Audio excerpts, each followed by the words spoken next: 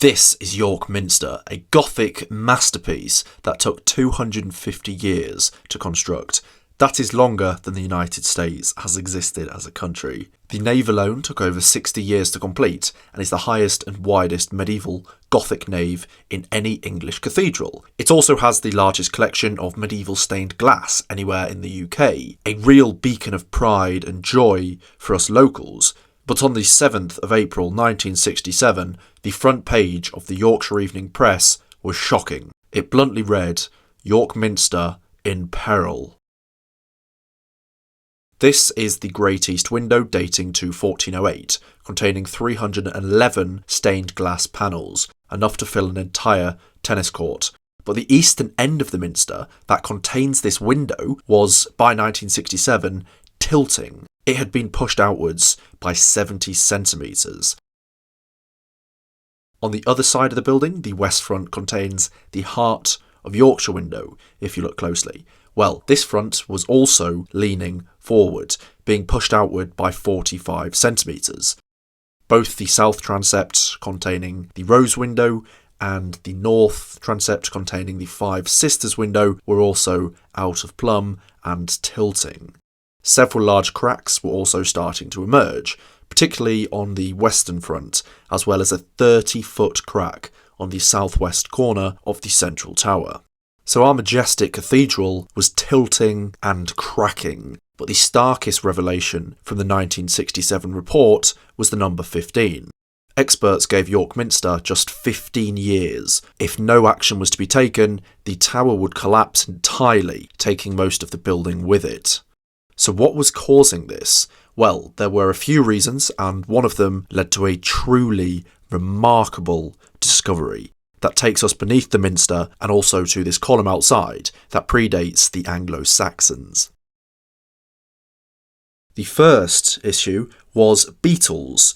It was discovered that death watch beetles were rife in the roof timbers. They bore into old wood and tapped their heads to communicate. In fact, this has always been a problem at the minster. Rather grotesque, but the second issue is more mind-boggling. To the southeast of the minster, you'll notice how this street, Deangate, bends round and then comes to an abrupt end, leading on to the paved pedestrian area. Well, this has only been the case for the last 30-odd years or so. Deangate once ran all the way down to connect to Duncan Place, passing right alongside the minster. And what's even crazier is that this road was actually part of the A64, a major road that links Leeds to Scarborough. It cuts straight through York. This is just unthinkable to someone like me who was born after the street was pedestrianised in 1991. We're talking thousands of vehicles passing here every hour. The vibrations and the pollution were of course not helping the already weakening minster structure. The month after the report, the largest public appeal for a cathedral renovation was launched, and it took 5 years for the total sum of £2 million to be raised, which is the equivalent of around £32 million today. The appeal was directed towards Yorkshiremen, firstly by Lord Scarborough, as it is, quote, their own greatest heritage. But here's the thing, a whopping $32 million in today's money just to pave over a short road and exterminate some beetles. It doesn't quite make sense, does it? This brings us to the final and fundamental problem with the minster. And we have to go back to the very start and understand the whole history of our sacred site.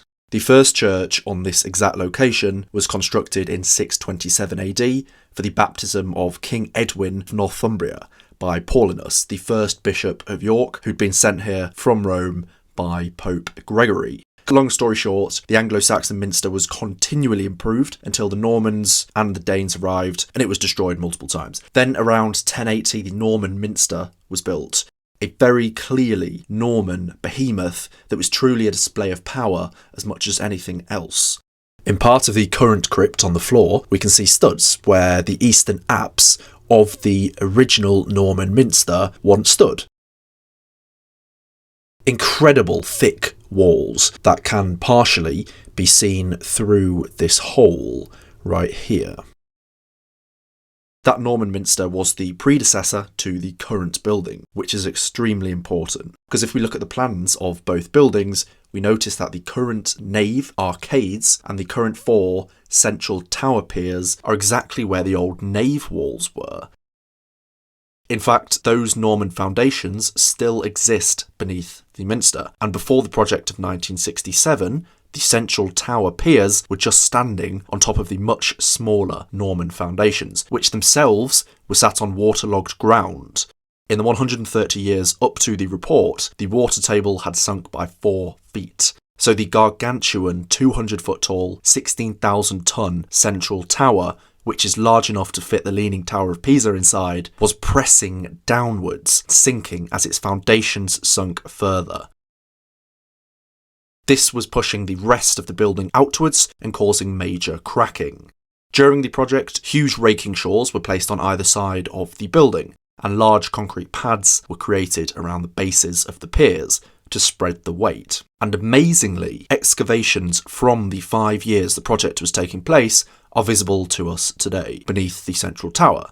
Down these stairs in the south transept is York Minster Undercroft. So what was so remarkable that was found down here?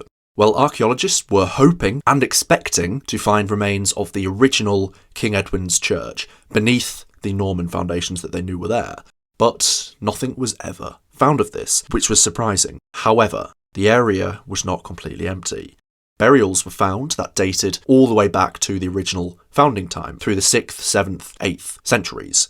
Viking burials as well as Anglo-Saxon burials. The strange part is that these burials were not in alignment with either of the minster plans that we know of, that is, east-west.